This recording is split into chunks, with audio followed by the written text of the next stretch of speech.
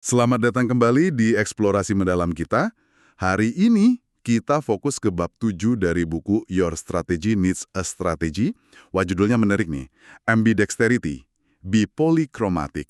Pernah nggak sih Anda kepikiran gimana ya perusahaan raksasa, katakanlah PepsiCo gitu, bisa barengan ngurus merek soda ikonik mereka yang butuh skala gede banget, efisien, tapi di saat yang sama juga harus lincah gitu, ngikutin tren kesehatan baru atau masuk pasar baru yang ya nggak bisa ditebak.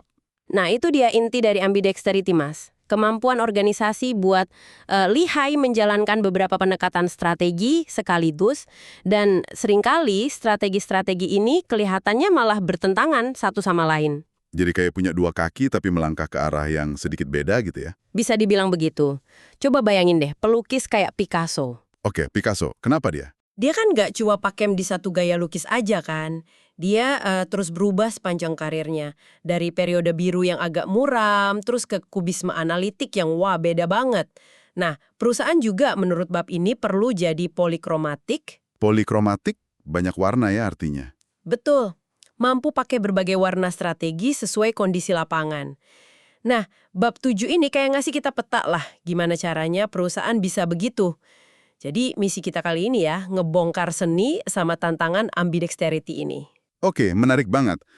Karena ini pasti nggak gampang ya. Oh jelas, nggak gampang. Dan ini bukan cuma konsep akademis loh ya.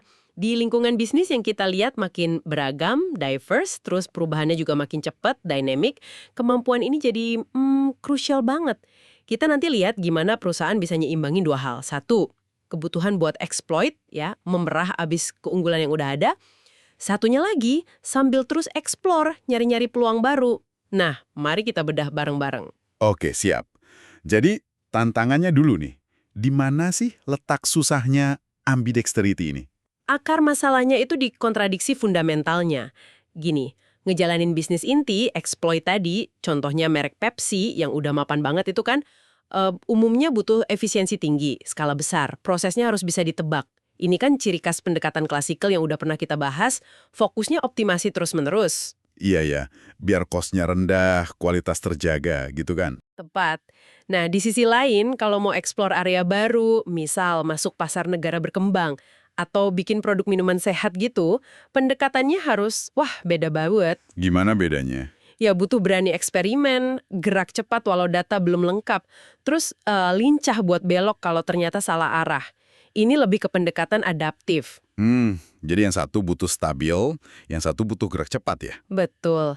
Dua dunia ini, exploit sama explore, punya logika beda. Ukuran suksesnya beda, bahkan seringkali budayanya juga bisa konflik. Nah, nyatuin dua ini di bawah satu atap, itu tantangan besarnya. Kebayang sih konfliknya, mungkin tim yang satu mikir, ngirit, yang satu lagi mikir, coba aja dulu gitu ya. Kira-kira gitu. Gesekannya bisa luar biasa, sumber daya jadi rebutan, prioritas tabrakan, cara pandang beda 180 derajat. Yang satu fokus gimana biar lebih baik, yang lain fokus apa hal baru berikutnya. Itu inti susahnya ambidextrity. Indra Nui pas di PepsiCo juga bilang kan, perusahaan harus menjalankan dan menciptakan kembali bisnisnya. Ini hal yang sulit dilakukan. Dan data di bab ini juga nunjukin gitu ya, nggak banyak yang benar-benar sukses jadi ambidextrous. Iya, data nunjukin gitu. Walaupun semua setuju ini penting, tapi ternyata cuma sedikit banget perusahaan yang berhasil jadi ambidextrous secara konsisten. Yang bisa ngalahin rata-rata pasar terus-menerus, baik pas ekonomi lagi bagus maupun pas lagi gonjang-ganjing. Wah, cuma sedikit ya. Tapi kalau berhasil, pasti imbalannya gede banget ya. Jelas, mereka bisa jaga bisnis intinya tetap kuat sambil terus nemuin sumber pendapatan baru buat masa depan. Jadi lebih tahan banting lah istilahnya. Oke, jadi meski susah tetap perlu diupayakan ya. Nah, terus gimana caranya? Tadi Anda bilang ada 4 pendekatan utama ya di bab 7 ini. Betul, bab ini ngasih 4 pendekatan utama buat mencapai ambidexterity. Nah, milihnya itu tergantung diagnosis lingkungan bisnisnya.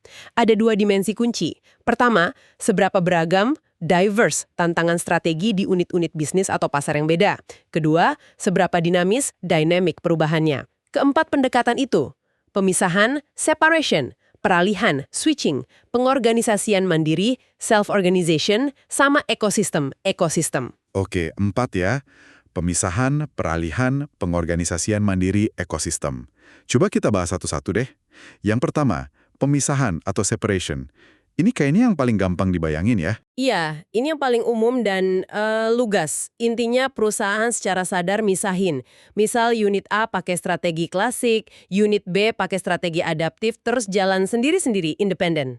Oke, kapan ini cocok dipakai? Ini paling pas kalau tantangannya beragam. Jadi unit A emang beda banget sama unit B, tapi lingkungannya relatif stabil. Nggak terlalu sering ada guncangan besar gitu. Ada contohnya nggak? Contoh klasiknya itu Lockheed Martin sama unit Skunk Works yang legendaris itu. Oh ya, Skunk Works yang bikin pesawat-pesawat rahasia itu kan? Betul. Mereka secara fisik dan organisasi misahin unit pengembangan pesawat tempur canggih yang butuh cepat dan rahasia, mungkin pendekatannya lebih ke visionary atau adaptif. Dari bisnis utama mereka yang produksi massal pesawat pembom, yang butuh efisiensi skala atau klasikal. Pemisahannya jelas banget. Jadi sengaja dibikin beda rumah gitu ya, biar nggak saling ganggu. Kira-kira gitu. Contoh lain yang lebih baru di buku ini ada Towers Watson, perusahaan konsultan. CEO-nya, John Haley, pakai 3 pilar. Jalanin bisnis inti, tumbuh lewat M&A, sama inovasi. Nah, yang inovasi ini gimana dipisahkannya? Pilar ketiga ini, mesin inovasi, kan butuh pendekatan adaptif, eksploratif ya. Biar nggak keganggu birokrasi bisnis inti, mereka pisahin secara struktur. Ada komite investasi khusus buat danain proyek inovasi, bahkan ada orang-orang pilihan, Chairman's Fellows, buat ngerjain proyek baru ini.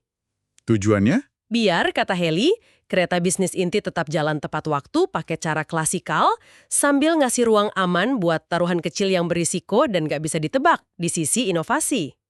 Oke, kedengarannya rapi ya, dipisah gitu. Tapi ada kelemahannya nggak sih pendekatan pemisahan ini? Nah, itu dia. Pemisahan memang kelihatan paling rapi, tapi ada kelemahan bawaan.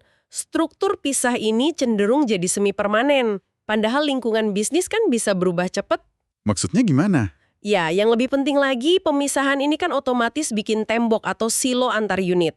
Akibatnya, informasi susah ngalir antar unit, sumber daya juga susah tindah, ide-ide segar susah ketemu, bahkan orang-orangnya juga susah rotasi. Jadi susah koordinasi dan kolaborasi ya? Tepat.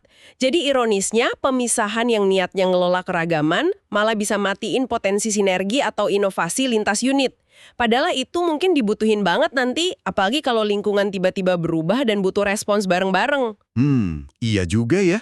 Silo itu memang masalah klasik di perusahaan besar. Oke, kalau gitu, gimana cara ngatasin kelemahan ini? Mungkin pendekatan kedua, peralihan atau switching. Bisa jadi, pendekatan switching ini memang dirancang buat lingkungan yang lebih dinamis, yang perubahannya lebih sering. Jadi, perusahaan secara sadar dan aktif beralih gaya strategi buat seluruh unit bisnisnya dari waktu ke waktu sesuai kondisi pasar. Beralih, maksudnya ganti-ganti strategi gitu? Iya, ganti-ganti.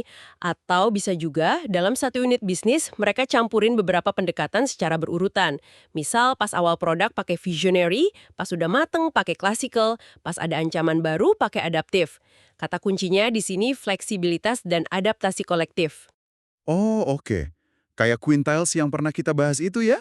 Yang awalnya visionary, terus jadi classical, sekarang mulai melirik adaptif atau shaping lagi. Betul, itu contoh bagus peralihan seiring evolusi industri. Contoh lain yang sangat menonjol di buku ini soal switching itu Corning, produsen kaca spesial itu. Corning. Yang bikin Gorilla Glass itu kan? Nah, iya. Mereka ini kayaknya jago banget bolak-balik antara mode klasikal sama adaptive visionary. Pas harga kaca LCD anjlok, produk andalan mereka yang dikelola klasikal, itu mereka nggak panik potong biaya doang. Terus ngapain? Mereka malah fokus ke inovasi, adaptive visionary. Mereka gali lagi teknologi lama, Camcore, terus dikembangin jadi Gorilla Glass buat layar sentuh. Begitu Gorilla Glass laku keras, diadopsi banyak produsen smartphone, mereka cepat-cepat balik lagi ke mode klasikal buat produksi massal seefisien mungkin. Wah, lincah banget ya. Kayak bisa ganti gigi mobil gitu. Haha, iya. CEO-nya, Wendell Weeks, punya kutipan bagus. Ketika kami menghadapi tantangan yang tak terhindarkan, kami berinovasi untuk keluar darinya. Tapi gimana caranya mereka bisa secepat itu beralih? Bukannya risikonya gede ya ganti fokus bolak-balik gitu? Nah, itu pertanyaan penting. Kunci sukses Corning menurut sumber kita ada beberapa. Pertama, struktur organisasinya sengaja dibikin fleksibel. Silo antar departemen minim. Kedua, sistem insentifnya barengan, jadi dorong kolaborasi lintas fungsi. Ketiga, hubungan kerja antara tim R&D sama tim komersial itu erat banget dan saling percaya. Jadi inovasinya nggak cuma canggih tapi juga pas sama pasar. Dan yang paling penting, pemimpinnya aktif ngelola transisi ini, mastiin sumber daya dan info ngalir lancar. Jadi kuncinya di fleksibilitas organisasi dan kepemimpinan yang aktif ya? Betul, mereka sadar nyaimbangin penghargaan buat efisiensi, classical, dan terobosan, adaptive visionary. Sekarang aja Corning udah masuk siklus inovasi baru lagi kan, dengan Willow Glass kaca super tipis yang fleksibel itu. Jadi, switching ini butuh fondasi kuat dan leader yang adaptif. Oke, jadi kita punya pemisahan untuk yang beragam tapi stabil. Terus peralihan untuk yang lebih dinamis tapi masih bisa diatur dari pusat. Nah, gimana kalau situasinya makin ekstrim? Lingkungannya udah beragam banget, dinamis banget pula. Perubahan datang dari mana-mana, cepet banget. Nah, kalau kondisinya begitu, ngatur pemisahan atau ngatur peralihan dari atas, top down, pasti jadi rumit banget, lambat, malah bisa salah langkah. Disinilah pendekatan ketiga masuk, pengorganisasian mandiri atau self-organization. Self-organization. Kedengarannya agak radikal ya. Jadi gimana ini? Iya, ini cukup radikal. Jadi, bukannya manajemen puncak yang nentuin strategi detailnya, pendekatan ini ngasih kuasa ke individu atau tim-tim kecil di depan buat milih sendiri gaya strategi mana yang paling pas buat situasi mereka saat itu. Mereka dikasih otonomi. Wah, berani juga ya. Ada contohnya? Pionirnya, menurut buku ini, Haier. Raksasa alat rumah tangga dari Tiongkok itu. Bayangin aja kompleksitasnya. Ribuan produk, puluhan kategori, di banyak negara, pasarnya berubah cepet banget. Iya, kebayang rumitnya. Terus gimana Haier ngaturnya? Chairman-nya, Rui Minjang, katanya terinspirasi filsuf Lao Tzu. Dia rombak total. Perusahaan raksasa itu dipecah jadi lebih dari 2.000 unit bisnis mikro yang otonom. 2.000? Wow, banyak banget. Terus gimana unit-unit kecil ini jalan? Setiap unit mikro ini kayak perusahaan mini aja. Punya target P&L sendiri, ngelola operasinya sendiri, inovasinya sendiri, bahkan bikin sistem motivasi internalnya sendiri. Terus peran kantor pusat jadi apa dong? Nah, peran pusat geser drastis. Bukan lagi komandan, tapi lebih kayak arsitek platform. Mereka netapin target kinerja umum, bikin aturan main interaksi antar unit, misalnya soal harga transfer internal, sama nyediain sumber daya bersama yang bisa diperebutkan unit-unit ini. Jadinya kayak bikin pasar internal di dalam perusahaan itu sendiri. Pusat nggak sibuk lagi ngatur strategi detail 2.000 unit. Fokusnya bangun lapangan bermain yang adil dan efektif. Aturan main jelas, insentif pas, metrik transparan. Tujuannya, biar unit-unit kecil ini termotivasi milih strategi terbaik sendiri ya. Entah itu klasikal, visionary, adaptive, atau shaping, tergantung tantangan mereka. Persis. Tapi ya ini butuh kepercayaan tinggi banget dari pusat ke unit, dan semua harus disiplin sama aturan main biar nggak jadi kacau atau saling makan. Konsep pasar internal ini benar-benar beda ya. Oke, tinggal satu lagi nih. Pendekatan keempat, ekosistem atau ekosistem. Ini buat situasi kayak gimana? Ini buat skenario paling ekstrim. Lingkungannya udah sangat beragam, sangat dinamis, dan saking kompleksnya, perusahaan ngerasa nggak mungkin punya atau ngelola sendiri semua kemampuan dan strategi yang dibutuhin. Jadi harus main sama pihak luar gitu? Betul, harus melangkah keluar batas perusahaan dan mulai mengorkestrasi jaringan pihak eksternal. Ini kayak versi eksternalnya self-organization tadi. Mirip strategi shaping yang pernah kita bahas ya? Jadi dalangnya gitu?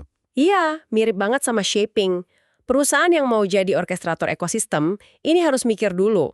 Mana kemampuan inti yang harus dipegang sendiri, mana yang mendingan diambil dari mitra luar. Kuncinya apa biar berhasil? Kuncinya bangun hubungan win-win sama pemain luar ini. Bisa pemasok, pengembang aplikasi, lembaga riset, bahkan kompetitor di area tertentu. Harus ada insentif, biar ekosistemnya hidup, beragam, dan tumbuh bareng. Berarti butuh perubahan budaya di dalam perusahaan orkestratornya ya? Banget. Fokusnya harus geser ke bangun hubungan eksternal. Hargai keragaman dari luar, orientasinya keluar. Tapi ini risikonya tinggi juga loh. Risikonya apa aja? Ya investasi bangun platformnya nggak murah. terus harus rela bagi hasil sama anggota ekosistem biar mereka loyal. Dan ada risiko kehilangan kontrol kalau terlalu tergantung sama mitra luar. Ada tarik ulur antara jangkauan sama kontrol. Oke, jadi lengkap sudah 4 pendekatannya. Pemisahan, peralihan, pengorganisasian mandiri, dan ekosistem. Nah, kita kan tadi mulai dengan 5 warna dasar strategi ya. Classical, adaptive, visionary, shaping, renewal. Terus sekarang ada 4 cara mencampurnya lewat ambidexterity. Tapi di akhir bab ini ada catatan penting ya, bahwa dunia nyata itu lebih bernuansa. Persis. Kelima pendekatan dasar itu kan arketipe, model ideal lah. Prakteknya, banyak perusahaan atau situasi bisnis itu ada di titik-titik antara di spektrum kondisi lingkungan. Maksudnya gimana tuh, di titik antara? Ya mungkin lingkungannya nggak sepenuhnya bisa ditebak, tapi ya nggak acak-acakan juga. Mungkin bisa sedikit dibentuk, malleable sama perusahaan, tapi nggak bisa didikte total. Atau tingkat kesulitannya harshness, sedang aja. Jadi jangan bayangin cuma ada 5 warna solid, tapi ada gradasi warna, ada banyak shades gitu. Contohnya, Misalnya perusahaan yang dominan classical sehari-harinya, mungkin tetap aja ngelakuin sedikit shaping lewat branding besar-besaran. Atau sesekali nyoba bikin produk di kategori baru, itu kan ada unsur visionary atau adaptifnya. Intinya, kerangka palet strategi ini termasuk ambidexterity dengan 4 caranya, jangan dilihat kayak cetak biru kaku. Ini lebih ke bahasa dan logika bersama buat bantu kita bikin pilihan strategi yang lebih sadar, terstruktur, dan pas sama konteks. Alat bantu mikirlah, bukan resep jadi. Oke, paham. Jadi lebih ke alat bantu diagnosis dan memilih ya, bukan aturan baku. Sip. Kayaknya kita udah dapat gambaran utuh nih soal bab 7. Jadi kesimpulan utamanya gimana nih dari pembahasan kita?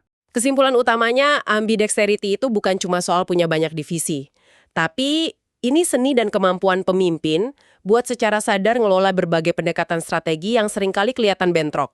Entah itu lewat pemisahan, peralihan, pengorganisasian mandiri, atau ekosistem ya? Betul. Pilihannya tergantung diagnosis kita soal keragaman dan kedinamisan lingkungan. Tujuannya biar organisasi bisa jadi polikromatik, luas ganti warna strategi kayak Picasso tadi. Dan ini jadi kemampuan pemimpin yang makin penting ya sekarang. Krusial banget di dunia yang makin kompleks ini. Nggak cukup lagi jago satu warna aja. Pemimpin sekarang harus bisa jadi animator atau konduktor yang bisa nyatuin dan nyelaraskan kombinasi pendekatan ini.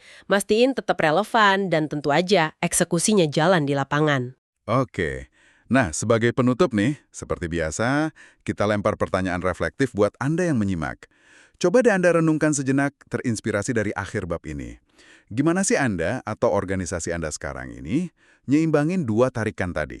Kebutuhan buat jalanin bisnis yang udah ada, exploit, sama kebutuhan buat terus nyari peluang baru, explore. Terus, dari 4 pendekatan ambidexterity yang kita bahas, pemisahan, peralihan, pengorganisasian mandiri atau ekosistem, mana yang kira-kira paling pas atau paling relevan sama situasi Anda sekarang? Dan yang paling penting mungkin, langkah kecil apa sih yang bisa Anda mulai ambil, mungkin besok, buat secara sadar ngembangin kemampuan polikromatik ini.